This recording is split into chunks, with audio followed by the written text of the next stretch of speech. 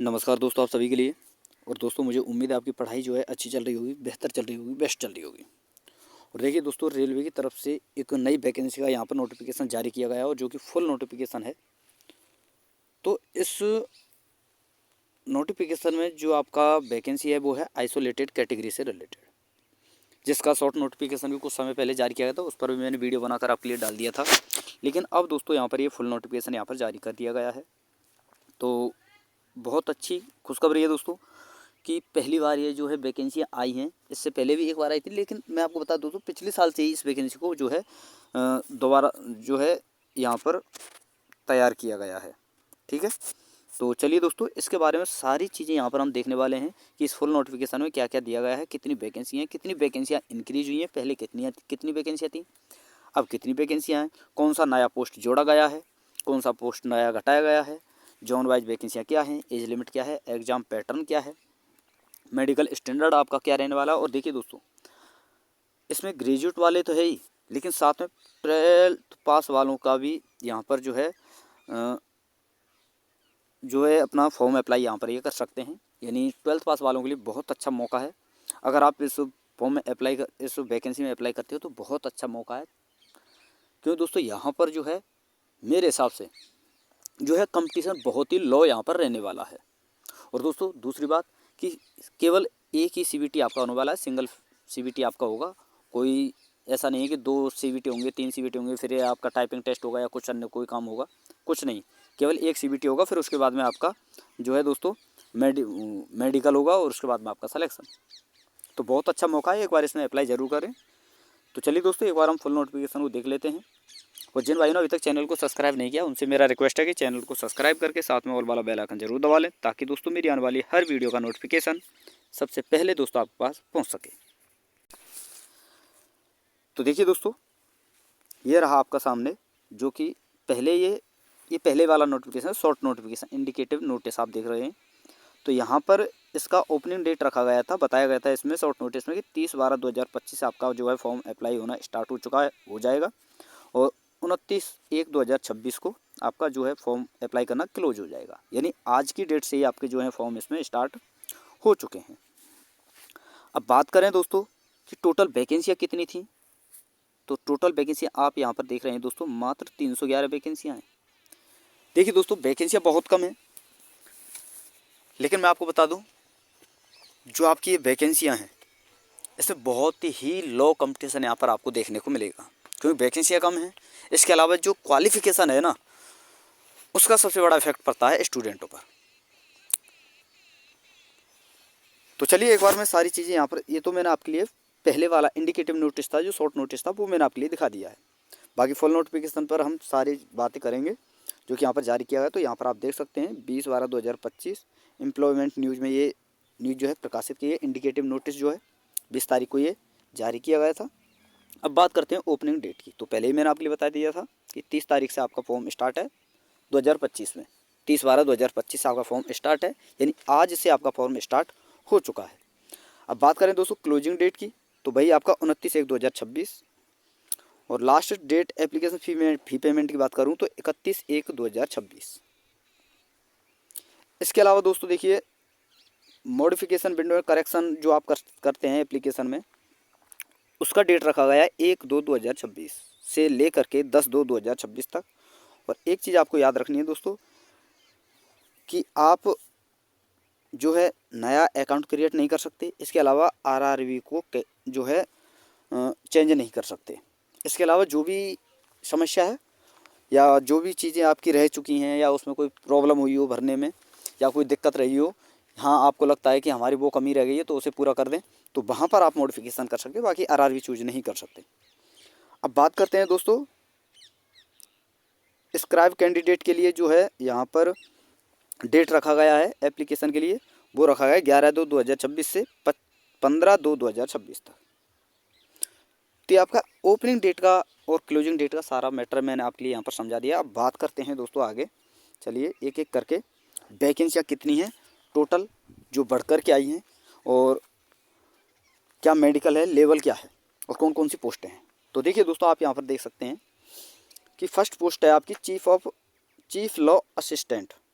जो कि लेवल 7 की पोस्ट है, बहुत अच्छी हाई सैलरी की पोस्ट है आपकी ये, जिसमें C1 मेडिकल होने वाला है और 18 से 40 एज यहाँ पर रखा गया है। बाकी SC ST OBC के लिए यहाँ पर एज रिलैक्सेशन भी है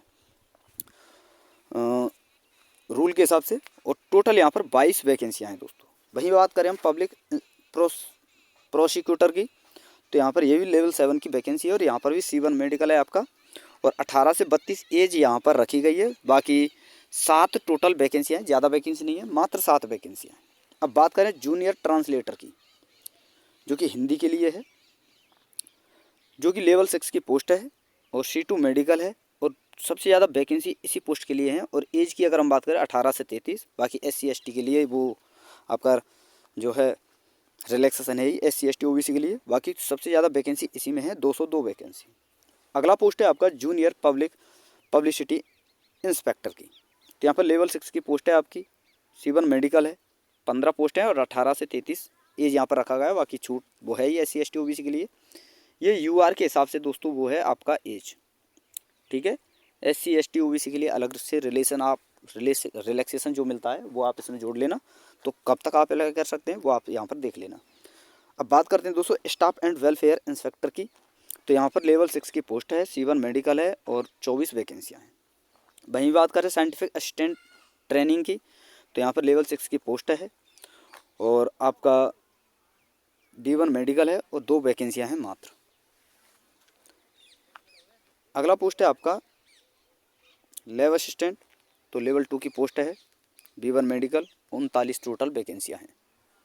वहीं बात करें scientific supervisor and organic and training की, तो यहाँ पर लेवल 7 की पोस्ट है, B1 मेडिकल है और 1 पोस्ट है यहाँ पर, जो कि अभी दोबारा से जो ये नई पोस्ट जोड़ी गई है यही है दोस्तों, जो कि 111 से 112 हुई है। तो 112 जो ये एक वैकेंसी बढ़ी है ये यही बढ़ाई गई है यहाँ पर, और एक ही वैकेंसी है, तो ये टोटल आपकी 312 वैकेंसियाँ हैं।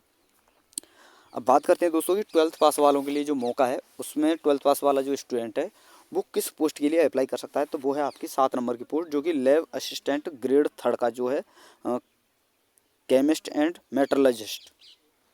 इस पोस्ट के लिए जो है 12th पास वाले अप्लाई यहाँ पर कर सकते हैं, जो कि और पोस्टों के मुकाबले देखें तो अच्छी खासी पोस्टें हैं, तो यहाँ पर आप अप्लाई कर सकते हैं 12th पास वाले। तो ठीक है दोस्तों, फिर ये आपका मेडिकल स्टैंड मैंने आपके लिए बता ही दिया है। अब चलते हैं दोस्तों आगे, मेडिकल स्टैंडर्ड ये मैंने आपके लिए बता ही दिया। आगे हम बात करते हैं दोस्तों एज लिमिट की। और देखिए दोस्तों यहाँ पर ये जो आपका है पोस्ट वाइज जो है आपका, यहाँ पर आप देख सकते हैं ये जो है आपका एज दिया गया है कि UR और EWS कब तक के अप्लाई कर सकते हैं। इस डेट में अगर आपका जन्म हुआ है तो इस डेट के जो है स्टूडेंट अप्लाई कर सकते हैं। बाकी OBC नॉन क्रीमिलियर की अगर मैं बात करूँ तो स्टेट वाले अप्लाई कर सकते हैं और SC ST वाले स्टेट वाले अप्लाई कर सकते हैं।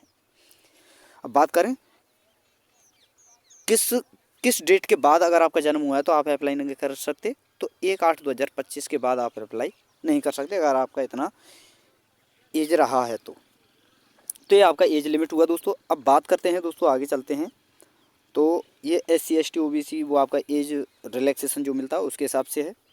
आगे हम बात करते हैं दोस्तों फीस की, तो वही यहाँ पर आप देख सकते हैं कि UR और EWS के लिए आप और OBC के लिए 500, बाकी SC ST के लिए और PWD वालों के लिए, ex service and female transgender जो होते हैं उनके लिए 250 रुपये फीस यहाँ पर रखी गई है।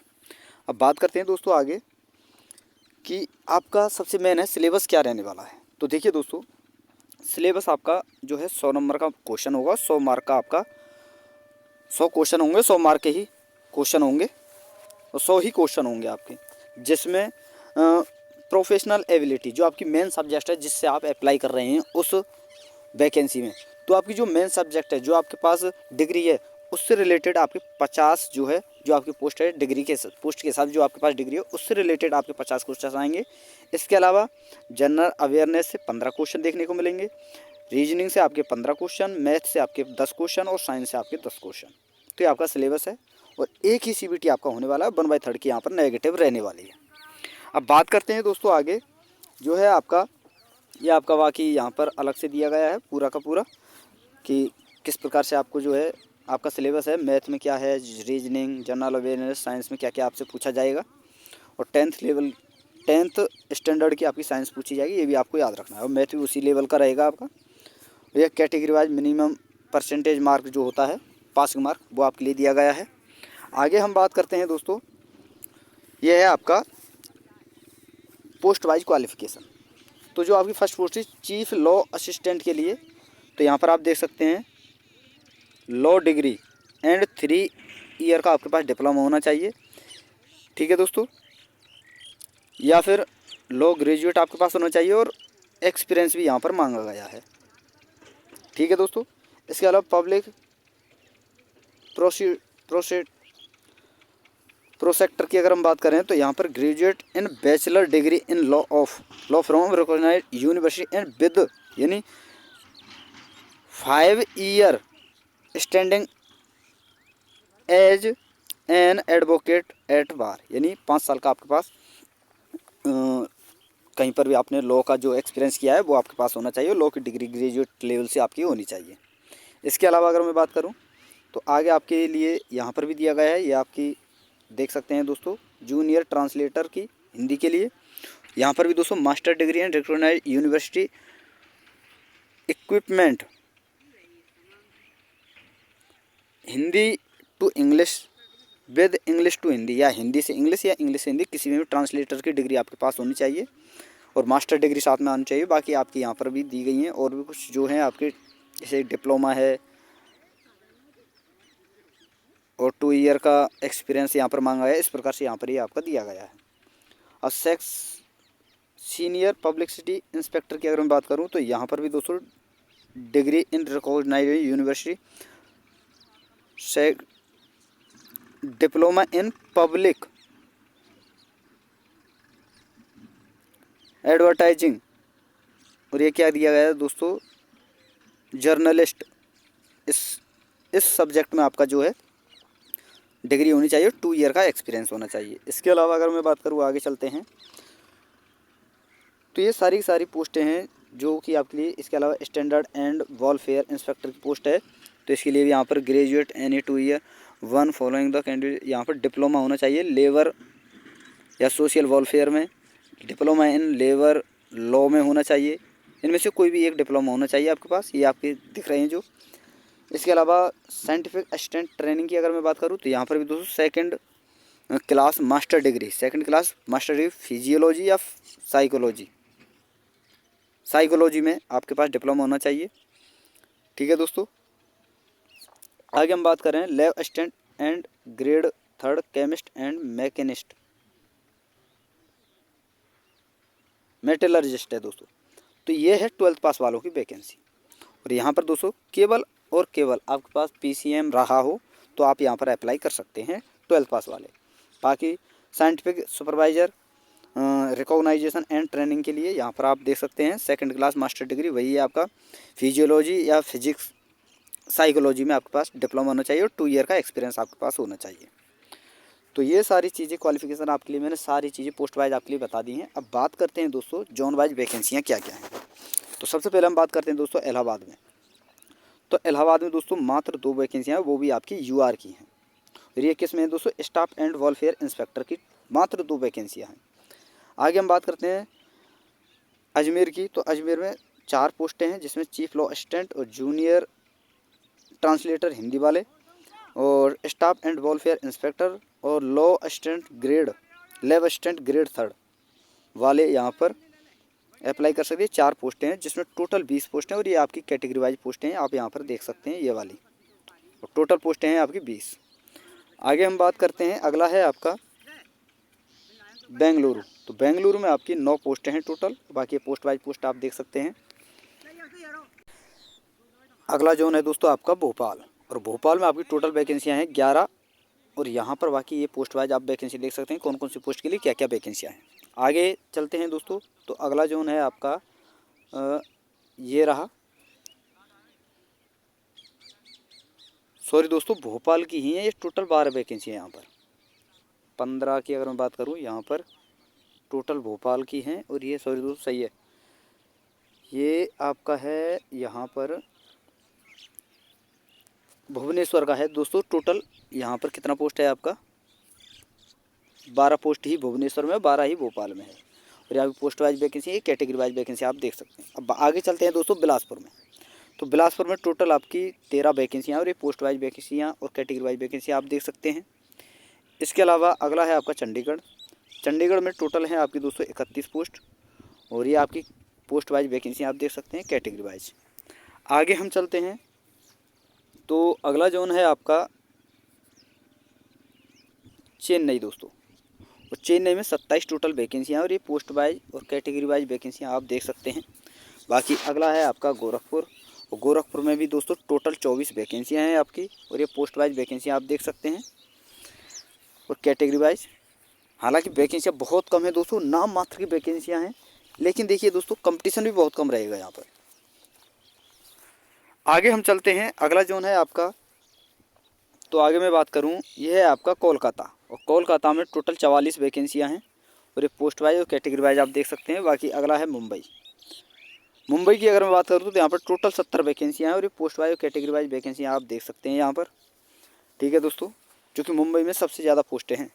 आगे हम चलते हैं तो अगला और अंतिम जोन है दोस्तों आपके दो हैं, पटना।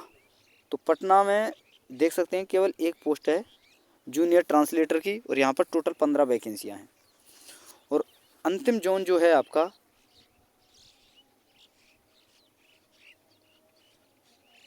ये दोस्तों है आपका प्रयागराज। और प्रयागराज में टोटल वैकेंसियाँ हैं 312, सॉरी दोस्तों 15 वैकेंसियाँ हैं प्रयागराज में टोटल और ये केवल एक ही आपकी पोस्ट है और कैटेगरी वाइज आप पोस्टें देख सकते हैं। तो यानी टोटल वैकेंसियाँ कितनी हुई दोस्तों आपकी 312 और यूआर की टोटल 149, एससी की 40, एसटी की 23, 76, ओबीसी की 24 है, ईडब्ल्यूएस की। तो टोटल नोटिफिकेशन जो फुल नोटिफिकेशन जारी किया गया सारा का सारा डाटा मैंने आपके लिए यहाँ पर बता दिया है कि किस जोन में कितनी वैकेंसियाँ हैं, किस पोस्ट के लिए क्या क्वालिफिकेशन, क्या एज रिलैक्सेशन यहाँ पर रखा गया है और क्या आपका मेडिकल स्टैंडर्ड होने वाला है, क्या आपका सिलेबस है। तो दोस्तों वीडियो अगर आपको अच्छी लगी हो तो वीडियो को लाइक कर दें, शेयर कर दें। जिन भाइयों ने अभी तक चैनल को सब्सक्राइब नहीं किया है उनसे मेरा रिक्वेस्ट है कि चैनल को सब्सक्राइब करके साथ में और वाला बेल आइकन जरूर दबा लें, ताकि दोस्तों मेरी आने वाली हर वीडियो का नोटिफिकेशन सबसे पहले दोस्तों आपके पास पहुँच सके। तो थैंक यू दोस्तों, धन्यवाद।